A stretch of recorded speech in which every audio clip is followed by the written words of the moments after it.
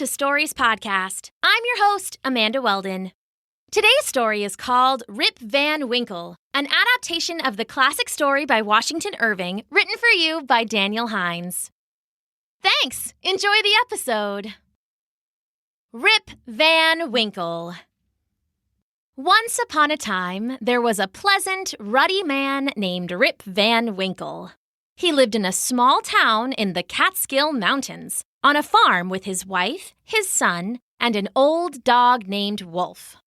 Rip Van Winkle was nice enough, but he was also as lazy as a person can be, always finding ways to wiggle out of work.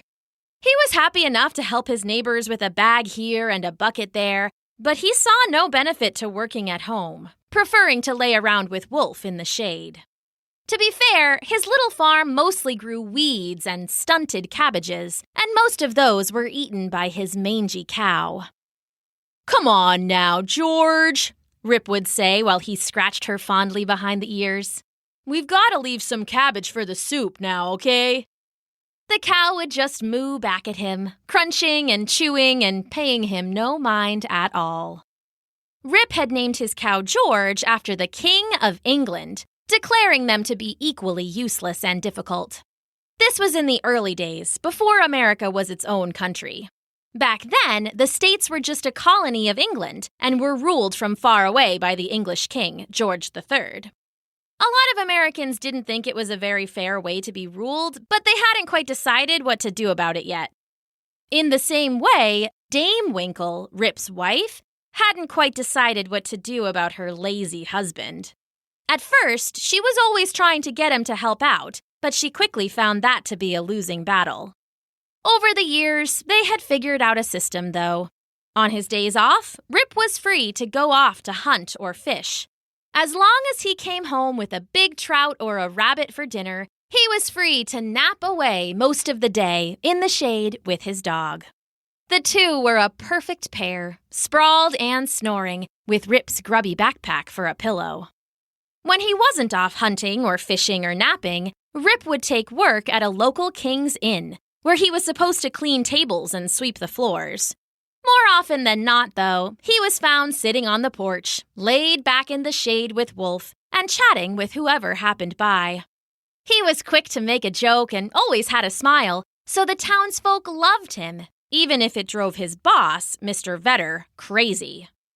"Rip Van Winkle!" he'd shout. "I'm paying you to clean, not lay around and chat!"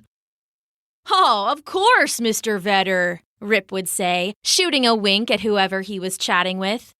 "I'll be right there." Mr. Vedder would storm back into the inn, and Rip would go on chatting like nothing had ever happened. It was a peaceful life he lived, until one sunny Wednesday when everything changed.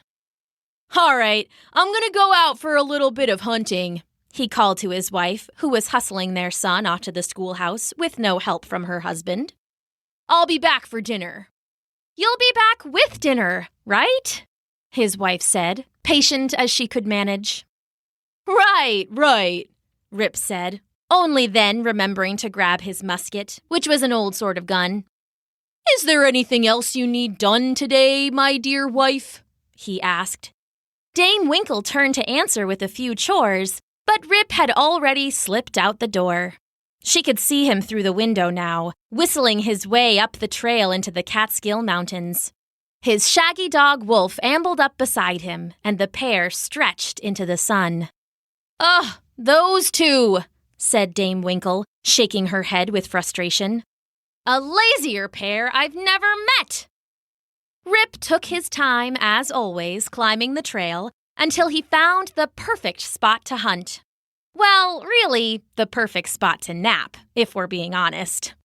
It was a grassy little glen under the shade of a giant tree, beautifully green and plush-looking as any bed.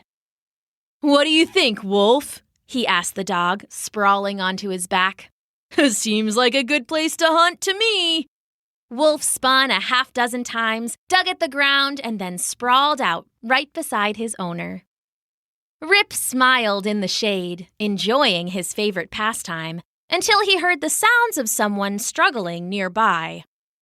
He cocked one eye open and tilted his head to listen, and Wolf did the same. Probably nothing," Rip said, laying his head back down. "Oh, my good back!" called a voice nearby. Rip yawned and rolled up to his feet. He was lazy, but he wasn't about to let someone get hurt. "Easy, buddy," he called into the trees.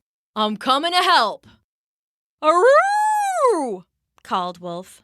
"Oh, sorry, man, that's right," Rip said. "We're coming to help." Rip stumbled back onto the trail and found a strange old man carrying a strange old sailor's keg. A keg is a big barrel for holding drinks, and this was the biggest, barreliest one that Rip had ever seen. The man himself was tall and slender, with strange pants that bunched at the knee, and lots of fancy jackets with lots of fancy buttons. "Let me help a spell," Rip said, taking the keg onto his own shoulder. "Where you headed, friend?" "Danku, and thanks," the man said. "These old shoulders aren't as strong as they used to be." He pointed up the Catskills to a craggy cave mouth. "I'm meeting my friends up there. This is the punch for our game today," the old man said.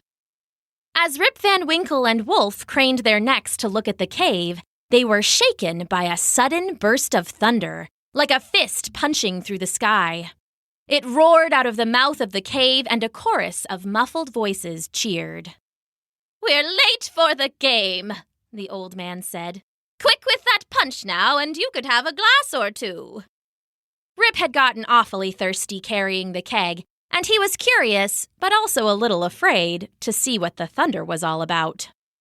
"Right behind you, man," he called, chasing after the surprisingly quick old man into the mouth of the cave. Wolf loped excitedly at his heels. "Woof, woof," he added. When he burst into the cave, Rip couldn't believe his eyes. It was a large cavern set up for a grand celebration, all lanterns and tables and strange old cloth spread over everything like a ghostly pavilion. Down the center ran a bowling lane with gutters and everything, and sure enough, there were 10 pins standing at the end. Inside were another dozen men, each one stranger than the last. They all wore the same bunched-up pants and fancy buttons, but one had the smallest eyes and biggest beard Rip had ever seen. Another had a face that was mostly nose, and a third had a pointy hat and pointy shoes and even pointy fingers. All of them had beards, no two alike, and they all swarmed to the punch like the most gentle and polite picnic ants you've ever seen. "Come, friend," called the old man Rip had met on the mountain. "A good deed deserves a good reward. Tell us your name." "All right, it's Rip Van Winkle." They cheered his name and poured him a mug of punch, and Rip cheered with them and drank a long sip. It was sweet and cool and hot and sour all at once, and he found the taste strange, but couldn't help but take a second sip, and then a third. "Oh, tell us, what would be a good reward for Rip Van Winkle?" asked the old man. "Oh, I don't know. I'm a simple sort," Rip replied. "I just like a little peace and quiet to lay around and not be bothered by my boss, you feel me? I just need a little time for myself." "Oh, and how long would you need?" "Oh, I don't know, about 20 years or so," Rip said, and they all laughed. They toasted Rip again, and he found his mug empty, so they poured him a new one and even filled a bowl for Wolf, who happily lapped it up. "Whoa, I'm feeling a little sleepy, Rip said, suddenly yawning and aching for a rest. Wolf agreed. "Soft grass and shade right outside the door," the old man said, pointing to the mouth of the cave, and then he joined the others as they went back to their bowling. Every time the ball hit the pins, the Catskill Mountains shook with thunder, and Rip winced. Soft grass and shade it is, he said, stumbling out of the cave with the dog on his heels. He sprawled into the grass and was pleased to find that it was as soft as advertised. All right, good nap, Wolf, he said, stretching out. Row, row, said Wolf, stretching right out next to him. Together, they fell into a deep and peaceful sleep, the good long rest that Rip Van Winkle had only dreamed about. He awoke as the sun was low and golden on the horizon, like warm butter on toast. He stretched his arms and rubbed Wolf, who stretched his paws and yawned mightily. Oh, man, that was a proper nap, Rip said. Best we get home before dark, though. Agreed Wolf. Rip sat up and was shocked to find that Wolf was as fluffy as a sheep, his fur out wide in every direction. He was surprised, but not as surprised as when he realized his own hair and beard had grown while he slept. He'd had a little brown stubble that morning, but now it was a fine silver flow down to nearly his waist. Oh, what was in that punch we drank? Wolf shook himself, and a small mountain of fur shed free. Whoa, we better get home. Rip grabbed his musket and was again shocked when it fell to pieces in his hand. The metal was rusted through, and the wood was green and rotted. What in the world? He said, looking down at his ruined weapon. I think someone's playing a joke on us. Roof! Wolf agreed. Rip Van Winkle shook his head and started down the mountain trail, Wolf shuffling along beside him. The forest around him seemed a little strange. He couldn't put his finger on exactly what was different. The cliffs and the mountain were utterly unchanged, but something about the trail itself seemed just a little off. He shook his head, new beard waggling, and pushed on to town. But town was different, too. What? How? Rip whispered to Wolf. Wolf whispered back. The town Rip saw was much the same as the one he left, but there were more buildings. Some were taller, others had been updated and painted fresh. Still, he saw the old King's Inn standing like always at the center of town, and he headed that way to get his bearings. When he got closer, though, he saw that even the inn had changed. The English flag was gone, replaced with some stars and stripes.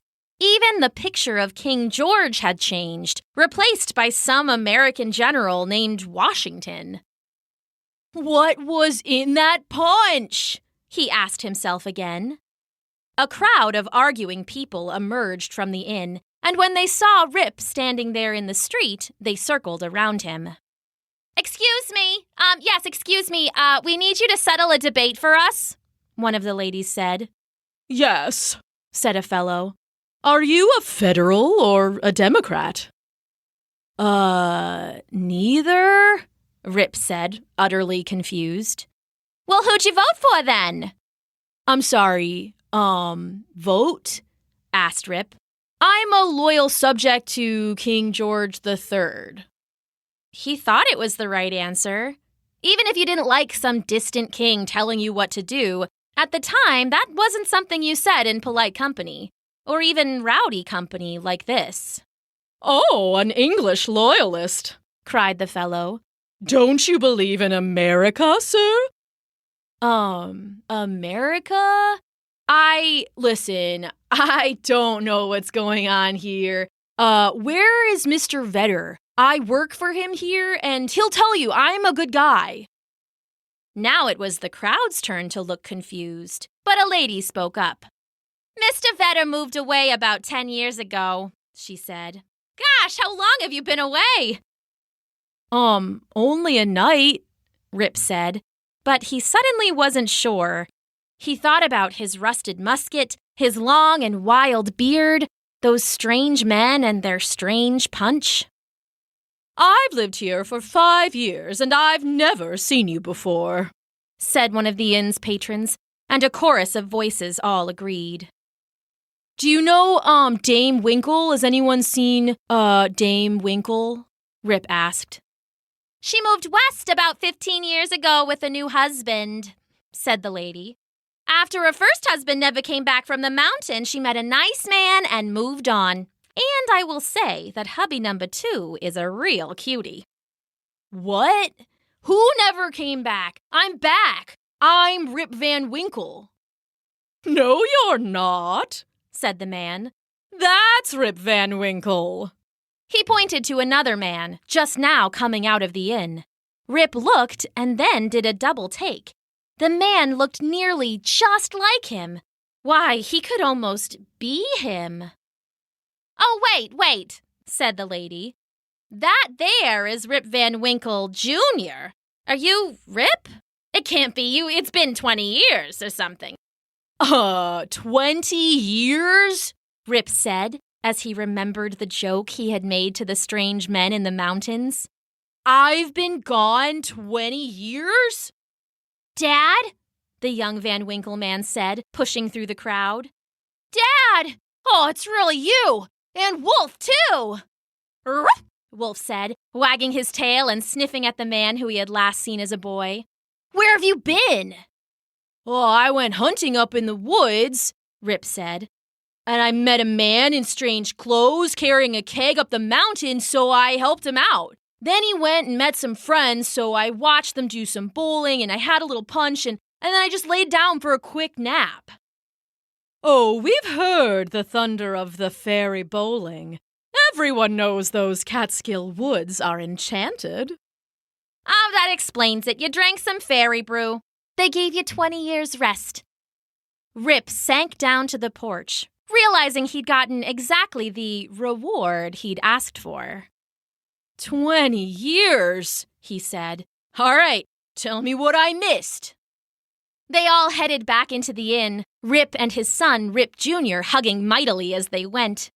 Over a long night of eating and drinking and talking, Rip learned about the new world.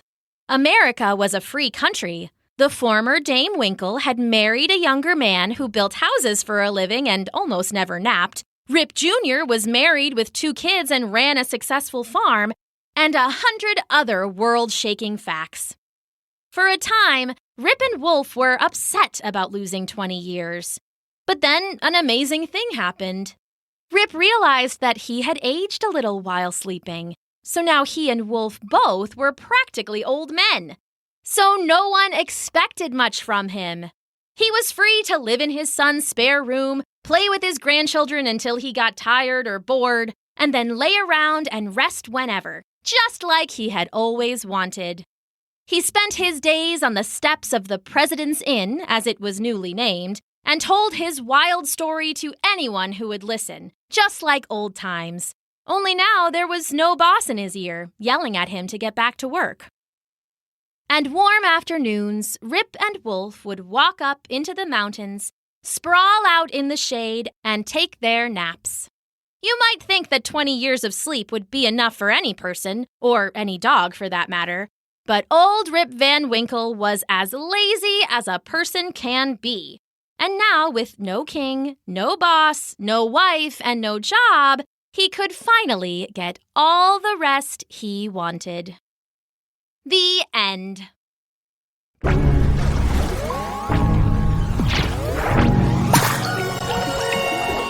Thanks for listening.